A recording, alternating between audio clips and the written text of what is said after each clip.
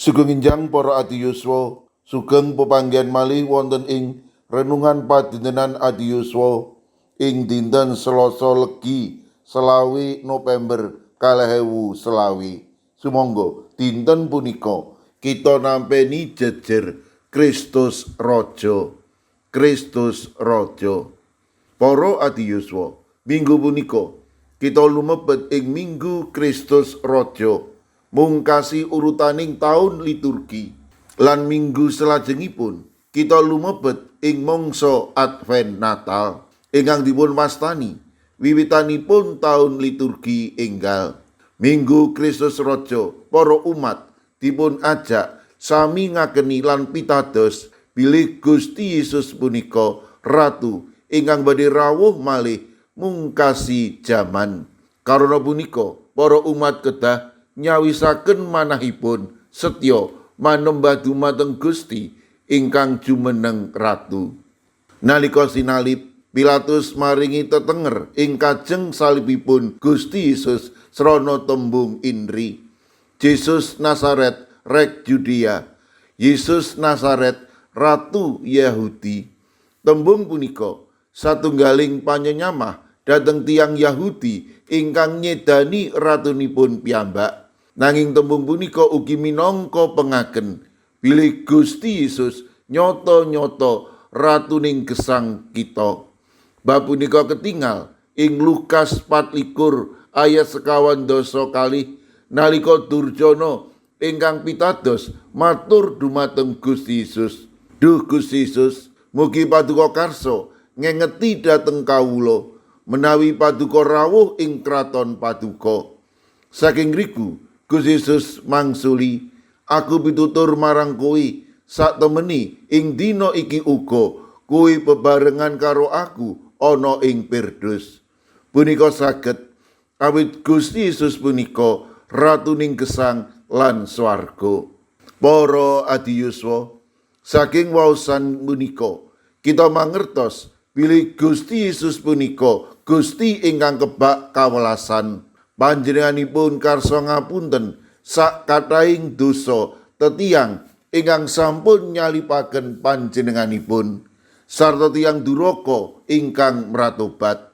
Mekaten ugi Gusti Yesus ingkang dados ratuning manungsa karsa ngapunten dosa-dosa kita lan nunggil gesang kita angger kita mratobat ngakeni lan nalangsani sedaya panerak lan kalepatan. Monggo ing Minggu Kristus Raja punika kita jadi setya bekti sarta mbangun turut dumateng Gusti Yesus saestu namung Gusti Yesus punika ratuning gesang kita. Amin. Sumangga kita ndedonga. Matur nuwun Gusti, dinten punika paduka paring pepimut pilih paduka punika ratuning gesang kawula. Madema paduka punika ingkang nguwaosi lan ngeneraken gesang kawula dumateng paduka. Kawula pasrahaken para adi yuswa dalasan anak putu kawula ing pundiya papan. Monggo paduka ingkang reksa, paduka ingkang berkahi, langkung-langkung paduka ugi ingkang tansah maringi kegiatan dhateng para adi yuswa. Sawetawis sedherek kawula ing GKJ Pugeran ingkang nembe nandhang sakit, Bapak Winarto, Bapak Minto Taruno, Bapak Bambang Sugiri, Bapak Rakino, monggo Gusti paduka ingkang ugi maringi wetahing kesarasan. Mekaten ugi kala pasrahaken sedherek kawula ing Purwodadi, Tia Ayu Arinda ingkang wedal sakmangke wonten ing pemulihan lan kawula ugi masrahaken sedherek kawula ing GKJ Muntilan ingkang nembe kagubel ing perkawis. Ibu Wiwi Susilawati kawula pitados paduka ugi ingkang badhe tansah paring kegiatan lan ugi panglipuran. Sawetawis sedherek kawula ing GKJ Klaten, Bapak Joko Suranto, Bapak Harsono, Ibu Tiwi Bambang Sutomo, monggo Gusti paduka ugi ingkang reksa lan maringi kegiatan linuwih mademah inggal nampi wetahing kesarasan. Mekaten ugi kawula pasrahaken sedherek kawula wonten ing GKJ Antp adum tresna agape Salatiga. Kawula pasrahaken Ibu Jumini, Ibu Mariah, Ibu Paini, Ibu Juminah, Bapak Kustam, Bapak Joko Wahyu Adi, Bapak Slamet Mulyono, Bapak Sukiman, Mbah Tuminem, Mbah Jan, lan kawula pitados paduka ugi ingkang badhe ngluperaken berkah-berkah bagas kesarasan. Mekaten ugi kawula pasrahaken sedherek kawula ing GITJ Trangkil, Bapak Ibu Karyo, Bapak Ibu Toyo, Ibu Ngatini, Ibu Nani Cahyono. Monggo Gusti paduka ingkang reksa, paduka ingkang paring pitulung, matemas sedherek kawula punika ugi tansah pinaringan bagas kesarasan peparing paduka. Mekaten ugi kawula pasrahaken Ibu Asrori, wilayah 7 GKJ Magelang.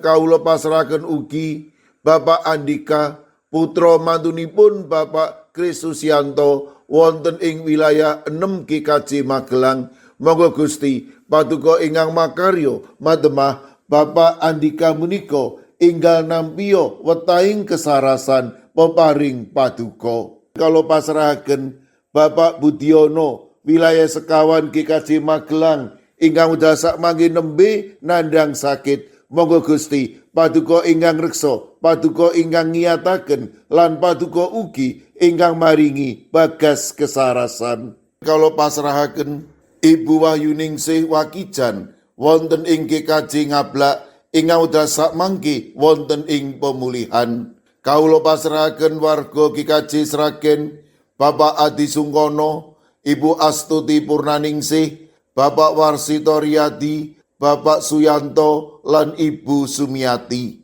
Kawula pasrahaken warga GKJ Magelang, Ibu Ediati Sarmo, Mbak Cilik, Ibu Pratiwi, Bapak Mangku ingkang ugi nembe nandhang sakit. Mekaten ugi Ibu Otniel Ngatius ing Wonosari, Bapak Edi Mursetyo ing GKJ Kabluk, Bapak Yohanes Kuncoro wonten ing GKJ Immanuel Solo, Bapak Wijongko ing GKJ Sedayu, Bapak Sudiat, Bapak Paminto Saputro ing GKJ Wedi. Kawula pasrahaken ing GKJ Krapyak sedherek Setianti, ing GKJ Mijen Ibu Purwaningsih Sunaryo, Ibu Elizabeth Indarwati, Bapak Bambang Setyo Margono, Bapak Moses Taji, Bapak Budiman Gultom. Ing Banyumanik Bapak Daniel Agus Suwarso, Ibu Arung Puji. Kawula pasrahaken Bapak Minto Taruno ing Pugeran. Mekaten ugi sedherek kawula ing GKJ Pamung Utama Kalinegoro, Bapak Martiono, Bapak Margono, Ibu Marsudi, Ibu Sri Widardi lan Bapak Arto. Kawula pasrahaken Bapak Wiryo Sumarto ing GKJ Tlepok, sedherek Esti wonten ing Wonocatur. Kawula pasrahaken sedherek kawula wonten ing Semarang Barat, Ibu Lini Sutopo. Sedherek kawula wonten ing GKJ Ungaran, Bapak Hono Hadi Prasetyo, Bapak Resdiarto, Ibu Ratiningsih, Ibu Dewi Teguh, Ibu Kristini Sunaryo, Ibu Suhantini Hadiono, sedherek Dwi Putro, Ibu Sugito, Bapak Sembiring, Ibu Surisno, Ibu Munarti, lan Bapak Ibu Tugiman.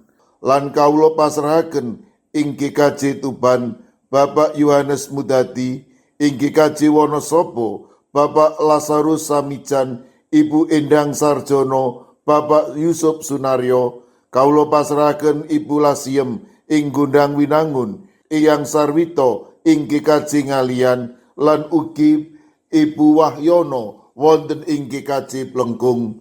Kawula pasrahaken para adiyuswa lan sinten kemawon ingkang wedal sakmangke nembe nandhang sakit. Kawula pitados paduka ingkang badhe nyarasaken matemas sedherek kawula menika pikantuk bagas kesarasan ingkang wetah. Kawula pasrahaken sedaya pandonga lan pasambat kawula wonten ing asta paduka Gusti kawula Yesus Kristus. Amin. Sumangga para adiyuswa kita tutup pepanggihan kita renungan padintenan adi yuswa kanding ngrepeaken kidung. Sumangga.